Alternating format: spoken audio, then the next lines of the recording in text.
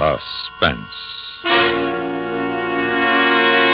And the producer of radio's outstanding theater of thrills, the master of mystery and adventure, William N. Robeson. What you're about to hear is more than the lurid figments of this writer's imagination. It has happened in the prisons of Michigan and New Jersey, Massachusetts and Colorado, and elsewhere, when desperate men oppressed beyond endurance turn upon their tormentors. Not a prison break, not a prison riot, but a prison mutiny. Listen now as Howard Duff stars in Eyewitness, a tale well calculated to keep you in suspense. All you want is the background for an article on the state's prison. The managing editor has assigned you because you'd never been inside a penitentiary before. Fresh point of view and so on. But you get the distinct feeling that you're an unwelcome visitor here. The warden makes one thing plain. Of course, anything you may write about the institution will have to be cleared through me. And outside the main gate, your guide, the captain of the yard, comes up with a charming thought. Inside there, you may see somebody you know, or there may be somebody who knows you. They may try to speak to you. If they do, don't answer them, and don't speak to anyone. Don't give anything, don't take anything. Everybody's better off that way. Well, I don't want to seem facetious, but I doubt if any friends of mine are in there. You never know, Mr. Kelly. You never know. And as the guard turns the key, and you step inside the prison, you feel that you are a prisoner. You feel you will never walk back through that door alive. The door opens, and you are inside. This here's the yard, Mr. Kelly. The yard. Men. Hundreds of men. Sitting in groups talking, standing in groups talking. A great beast in blue. Each man dressed alike in faded blue dungarees, blue shirt, and blue denim jacket. These are the disenfranchised, the men without names, without citizenship. You step ahead of the captain, and he grabs your arm, and his fingers go deep. On the sidewalk, Mr. Kelly. Oh? Yeah. Sidewalk's out of bounds. To the inmates? Yeah. Why? We gotta have a way to get around, too. Well, why can't we just walk through? You want to get yourself killed, okay, but not when I'm responsible for you. Then you notice something. As you walk along the side of the yard, they're casing you. The men in the group standing, squatting, sitting notice you first, and then the captain, and immediately turn their backs. It's a subtle choreography of a faded blue ballet. A flick of the eyes, a turn of the head, and as you pass, a solid phalanx of backs. Blue denim backs. But the faces, before they turn, they're the faces of men, not convicts. The faces of the boy on the bakery truck, the teller in the bank, the checker in the supermarket, and that old one, a lifer probably, might be the face of your father. And you shudder a little, and you think, the difference between them and you is that they got caught.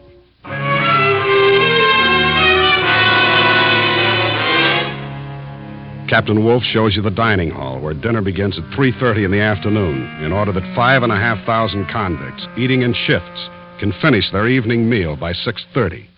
He shows you condemned row. He shows you the death house. A feeling of suffocation grows on you. The pall of prison begins to shroud you. You've had it, and you want to walk out of those gates as fast as you can, because you can. Well, it's been a very interesting tour, Captain. Now I think... Wait a minute before you go, Mr. Kelly. Here's something you ought to see. What's that? The old block, that building right ahead.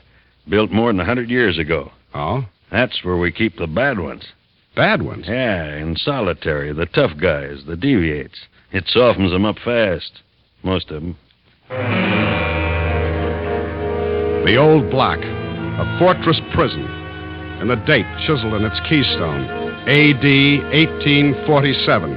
A reminder that it was built when prisons were intended only to punish, never to correct. This'll take only a minute, and you ought to see it. Ain't changed much in over 100 years, I can tell you. You stop in front of the heavy steel door, but no guard peers through the bulletproof glass peephole. The door is not instantly unlocked like the others had been. That's funny. Should be a man on the door at all times. Oh, there he is. Go ahead on in, Mr. Kelly. You walk in, your eyes temporarily blinded by the transition from the bright daylight to the dimness of this corridor. The door clangs behind you, and you feel something sharp jab your back. All right, both of you. Stand where you are. Say, what is this? You're referring to what you feel in the middle of your back. It was once a file from the machine shop, now it's a shiv. Oi. And if you make one move, Wolf, I'll drive it straight through your gut. Frisk him, Joe. Yep. Here's a sap. Good. This gun. Good, we can use him. Now, this one's clean. He's an outsider. You can't get away with this. We can't. We have. I'm happy to report, Captain Wolf, that the old cell block is completely controlled by its 32 inmates, with the 4 guards and the captain himself as hostages, not to mention an anonymous outsider. Now, listen, you're asking for trouble. Mr. Kelly here is from the Capital News Telegram. Oh, a journalist. Well, I couldn't ask for a better guest. I think, Mr. Kelly, you'll serve us better than even the warden could. I trust we didn't tear your jacket when we were forced to stick you a moment ago, Mr. Kelly. I don't think so. I hope not. The name, Mr. Kelly, is J. Conrad Allen. That's spelled with 1 L, Mr. Kelly. Whether I end up a live lifer or a dead hero, be sure, Mr. Kelly, to spell it with 1 L. Hey, Connie, Don't call me Con. The name is Conrad. I'm sorry, Conrad. What do you want me to do with these 2? Lock them up with the guards? No, not yet. I'll need Captain Wolf's cooperation. You won't get it. Would you like to bet on that? Well... How about you, Mr. Kelly? Are you going to cooperate? Well, I don't know. We'll see. All right, men, listen to me. Now, look, here's where we stand. We got Limpy to thank for this. He pretended to be sick and got that greenhorn guard to open his cell. He conked the guard, locked him in his cell, and let Big Joe and me out. We took care of the rest of the guards. They're all locked up in cell number 3. All right, quiet. Wait a minute. That's not all. Just after we got 'em locked up, who should walk in but our old friend, the captain of the yard, Lard Tub Wolf. Wait. I'm next. We also have another guest, Mr. Kelly of the Capital News Telegram. An outsider. He ain't no good to us. Well, don't be too sure about that. Now, there are 32 of us, and we have the guards 4 guns. Now, let's handle this thing in a democratic fashion. Well, what do you want to do next? Let's break out of here. Come on. Oh, wait a minute. Break out, Tony? How far would we get? As far as the yard, you think? All the way to the slot? With gun guards in every tower? Do you think our 4 rods would get us very far? Yeah, he's right, Tony. We can't break out of here. We can't get anywhere. I say let's get back in our cells and spring the guards. We're only asking for more trouble this way. You would figure that way, Pop. From your point of view, you're right. You aren't going anywhere. You're in here for life. All right, then let's go. Let's make a break for it. Come on. No, that won't work. But I'll tell you what will. The 3 guards, Lard Tub Wolf and Mr. Kelly, will work for us. I don't get it. What are you driving at, Con? Don't call me Con. I'm sorry, Conrad. We're going to get plenty out of this. We're going to get a square deal. We're going to get better food. We're going to get bars on those cells instead of solid doors. We're going to get rid of straitjackets and leg irons in the dungeon. Oh, we're going to get a lot of things out of this. How are we going to get all that? You just stick with me. I'll show you. First, they don't know anything's happened yet. So, let's tell them. Come on, get on the telephone, Captain Wolf, and call the warden. I will. What'd you say? It is sharp, ain't it, Lard? Come on, get on the phone. Tell the warden where you are and what's happened. Tell him to send over our supper just the same and to wait for further instructions. Here. All right, I'll dial it. Here now. Now talk. Warden speaking. Warden, this is Captain Wolf. Yes, Wolf? I'm talking from the old cell block. The Cons have taken it over. The what? They got me and McGuire and that new kid in Feeney. Yeah, Mr. Kelly. Warden, if I was you, I'm giving out the advice around here. Give me that phone. And stop whimpering, Joe. He stuck you a little bit. Lock him up in 3-cell, Joe. Okay, Conrad. Come on, you. Hello, Warden. What have you done to Captain Wolf? Oh, don't worry, Warden. We just drew a little blood. Now, you get this. Who is this speaking? J. Conrad Allen. Oh, number 6720. No, Warden. J. Conrad Allen is the name. What do you want? Plenty, and we don't want any funny business from you. Now, look here. No, you look here, Warden. Now, look, you just sit tight until you hear from me again. And don't you forget to send supper over as usual. I will not. Okay, Warden, okay. Don't send the supper then, but you better send a stretcher, because we're just about to beat up a guard. Big Joe. Yeah, which one, The Conrad? one who's so handy with the chain strap. Feeney? Yeah, that's him. Here's his chain. Use it on him. It'll be a pleasure.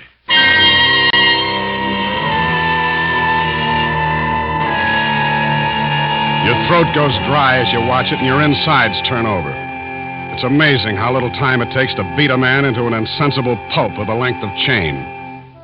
And then it's all over, and they toss Feeney's bleeding hulk out into the yard.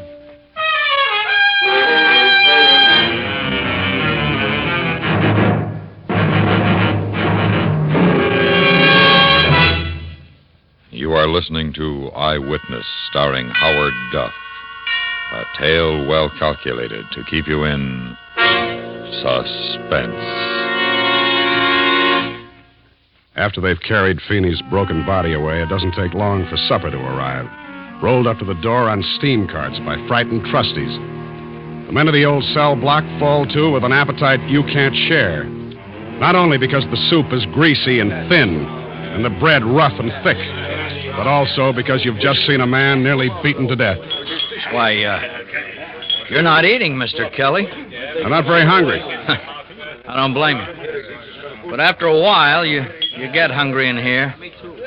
You get so hungry you'll even eat this guck. Yeah, I suppose you do. But don't think just because this is punishment food that it's much better in the mess hall. It isn't. It's just more filling over there. Did you have to do it? What? Beat up the guard. Of course. Why? Force. That's the only thing they understand. The guards, the warden. That's the way they treat us. You don't have to do anything. You just have to have a guard down on you. And it can mean 3 days in a straitjacket. You get in a real rhubarb and you can go down to the dungeon for anywhere from a week to a month. The dungeon? Yeah. The dungeon. It's down in the cellar of this block. Cells are 5 feet long, 5 feet high, and 3 feet wide. So you can't lie down, you can't stand up, and there's no light. It's not a pretty place, Mr. Kelly. You see what I mean? I'm beginning to. Okay, Mr. Kelly. It's your story. What do you mean? Oh, Mr. Kelly, for a newspaper man, you amaze me. It's your story. Eyewitness. You gonna let me out? Oh, no, indeed. We need you. Well, then how can I... Phone it in. When's the morning edition go to press? Well, the Bulldogs put the bed at 8:15. Right, you got a little more than an hour. Can you do it? Oh, sure, if I can get a call through. You'll get a call through. Hello? Outside line, please. What? You heard me, Warden. Tell the operator to give us an outside line. What are you trying... Mr. Kelly wants to file a story. Well, no story goes out of here without my okay. No? I bet you're holding a press conference in your office right now, aren't you? Well, so am I. Mr. Kelly wants to file his story. I will not be intimidated. How's Feeney, Warden? Is he resting easy? Who do you want next, McGuire or that green kid who opened the first cell? Name him. We'll deliver him to you in pieces. Look here, Alan. Don't you realize what'll happen to you men? You can't get out of there. You're already in bad trouble, all of you. You've forfeited your chance for parole by breaking out. You've extended your sentences by beating up Feeney. You're only making it worse on yourself. Now, if you don't give up, you'll all spend the rest of your lives right where you are, in the old block. Threats, Warden? You threatening us? What's the matter? Scared? Because we're not. We're sitting pretty, Warden. But you got plenty to lose. You might lose your job. And where could you ever find another one so cushy? You better play ball with us, Warden, because we're playing for keeps. Now get me an outside line. I will not. Okay, Big Joe, go to work on the next goon. Sure. Now, wait a minute, you can't. It's inhuman. I suppose the dungeon isn't. But you can't... Get me that outside line, Warden. Give me your word you won't harm that man? I'll give you my word for now. You get me that line. What number do you want? Get me the Capital News telegram. The managing editor. Yeah, person to the managing editor, Mr. Wiley Brooks. How did you know? And make it snappy. How did you know the ME's name? Why, I've been around some, Mr. Kelly.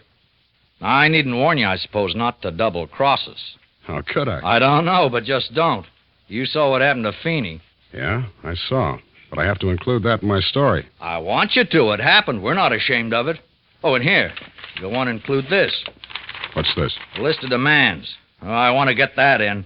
I want the warden to see that in print and the prison board and the governor. News telegram, Brooks speaking. Hello, Wiley. This is Conrad Allen speaking. Conrad? I thought you were in prison. Yeah, I am. Well, then what's going on up there? We got a flash that there was some trouble. There is. We got a man up there, but we haven't heard from him. You will. Say, what is this? Well, I've never forgotten what you did for me during my trial. Well, I knew you were framed. After all, you were the best City Hall reporter I ever had. Oh, thank you. I told you I'd return the favor someday. I got an eyewitness story for you on the mutiny in the old cell block. Well, let's have it. Well, you know me, Wiley. I was never very good phoning a story, and I think better to typewriter, so, I'll turn you over to your Mr. Kelly. Is he there? Yeah, he's one of our hostages. One of you? Take it from here, Mr. Kelly. Hello, Wiley. What are you doing up there, Bob? I'll fill you in when I get out of here, if I get out. Right now, here's the story. Ready? Ready. At 3:43 this afternoon in the old cell block at State's Prison, John J. Casey, alias Limpy,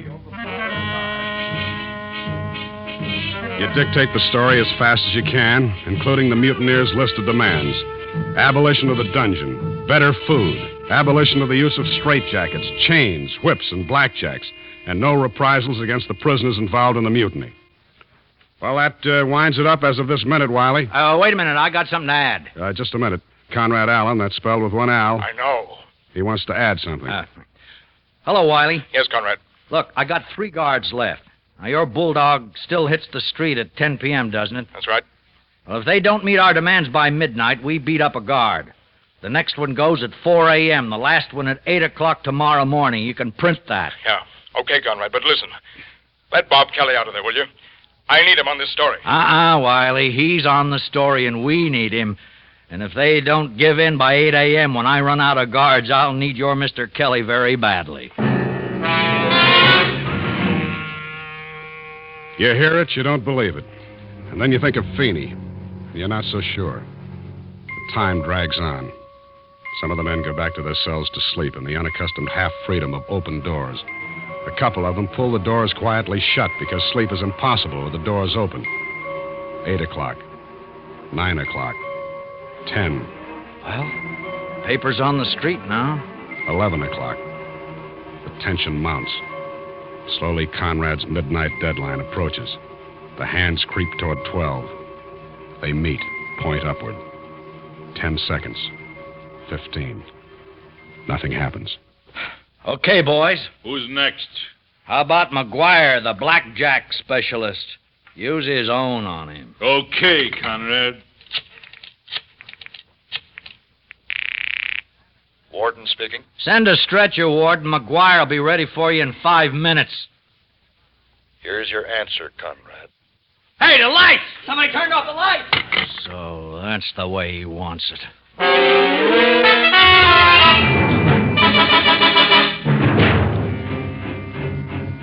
What word do you want to use? Pandemonium, chaos, anarchy? They all fit.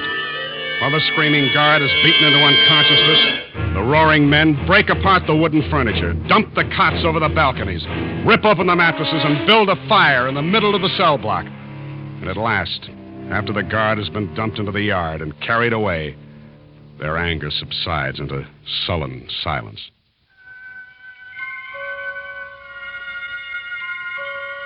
Four more hours drag by, and at last Conrad's next deadline arrives. Ready to give in, Warden? Are you thirsty, Conrad? What do you mean? You will be. Why, the crummy...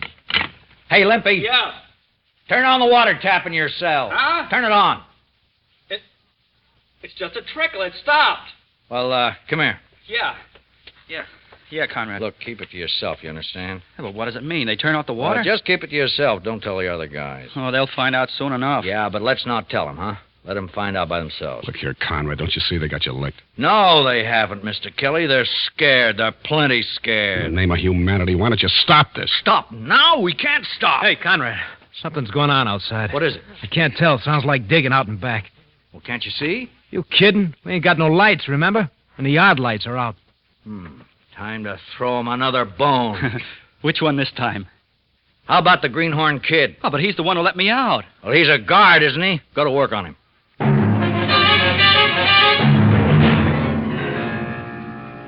So the Greenhorn Kid gets his and is dumped into the yard. And you sit and wait in the darkness until gray light spreads over the gray walls and through the tiny windows, turning the blackness of the block into a lighter black, And one by one, the men awaken. Hey, Conrad, there ain't no water on the taps. I know. What is this? They turn off the water? Yeah.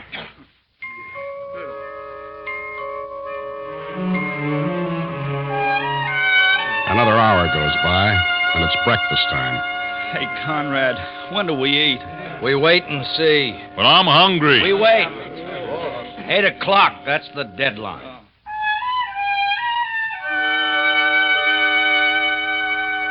And at last, 8 o'clock. Okay, boys, this is it. All right.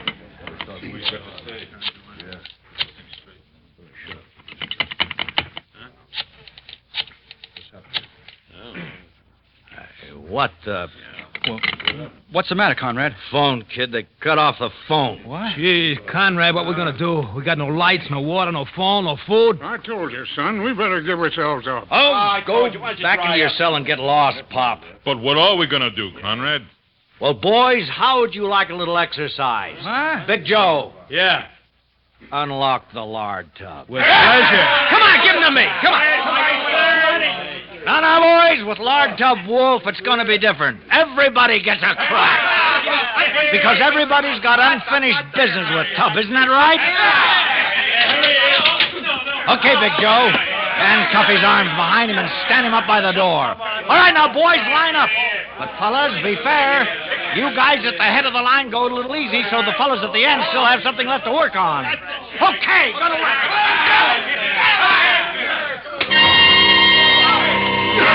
You thought you'd seen cruelty before, but this is mass bloodlust. The tormented turning on their tormentor. Each man delivering his retribution on the captain of the yard. Calculatingly, deliberately, one with a fist, another with a foot, a third with a length of chain, still another with an iron cot leg, and you turn away. And the effort of your retching blots out the sounds of agony and empty victory. Good old Lard Tub. Boy, I got an idea he might quit his job. After he's able to walk again. Hey, Conrad, I just thought of something. Yeah, what's that? What are we going to do next? Nothing. It's their move. Yeah, but we ain't got any more guards to beat up. That's right. But we've still got Mr. Kelly. Your heart stops beating for a long instant as the wild, bloodshot eyes of 32 desperate men center on you. Yeah, that's right. I was forgetting.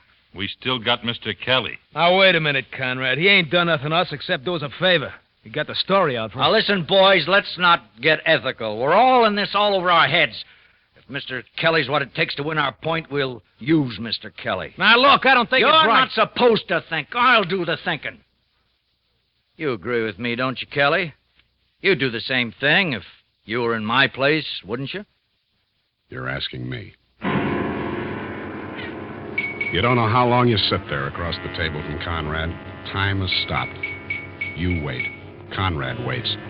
The men wait in silent little groups.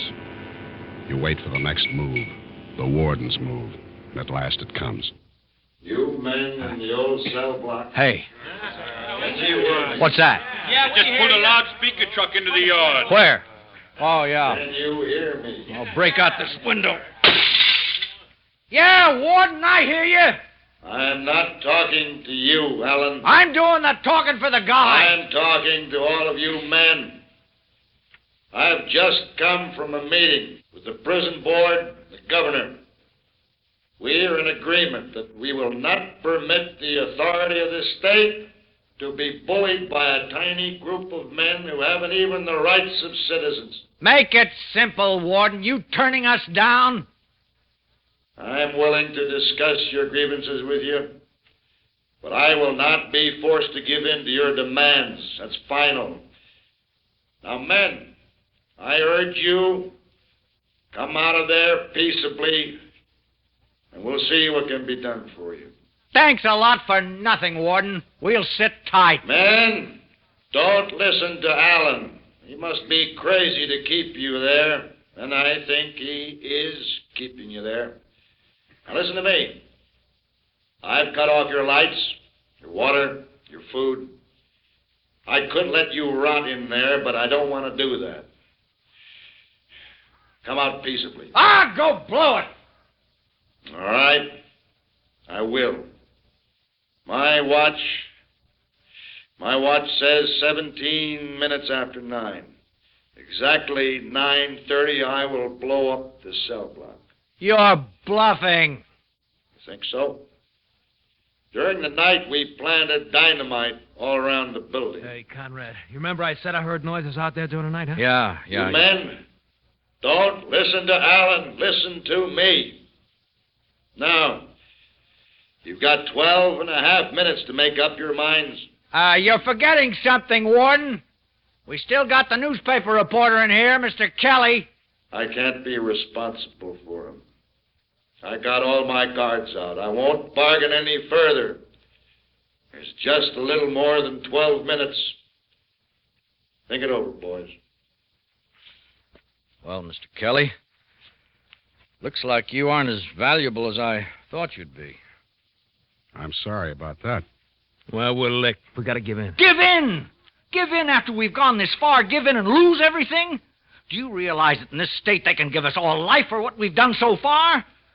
Me, I'd rather be blown up than spend the rest of my life in this hole. No, Conrad, please, you gotta get us out. It's all your fault, you little punk. What do you mean? If you hadn't cocked that greenhorn guard yesterday just because you wanted to make up to Conrad, we wouldn't be in this fix. Lay off the kid. Well, you little jerk, I ought to break your I head. said lay off the kid!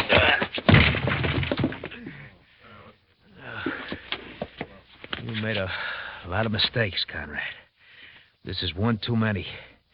You had yourself a ball ordering us around, promising us you'd mastermind us out of here. Where you got us? 5 minutes from Kingdom Come. Now the warden's only bluffing. He wouldn't dare blow us up. I'll get you all out of this. No, Con. Call me Conrad! No, Con. I'm not waiting no 5 minutes to find out if he's bluffing. I said you made a lot of mistakes, and the biggest one was passing out the guards' guns, remember? No, stand right where you are. I'm taking over now. Why, you sticking little greaseball. Don't you move, Con. You call me Conrad, you...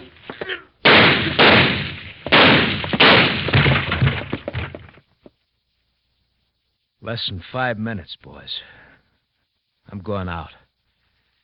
Anybody joining me?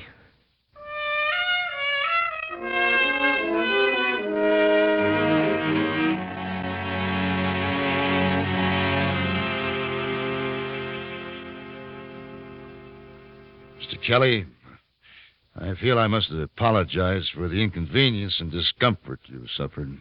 That, Warden, is the understatement of the year. As I said yesterday, you will, of course, clear any stories you write about the situation through me. I doubt it. But we can't permit... Look, Warden, I'm going to report it just as it happened. And when I get through, I don't think J. Conrad Allen, spelled with one L, mixed up and twisted though his values may have been, I don't think he will have died in vain.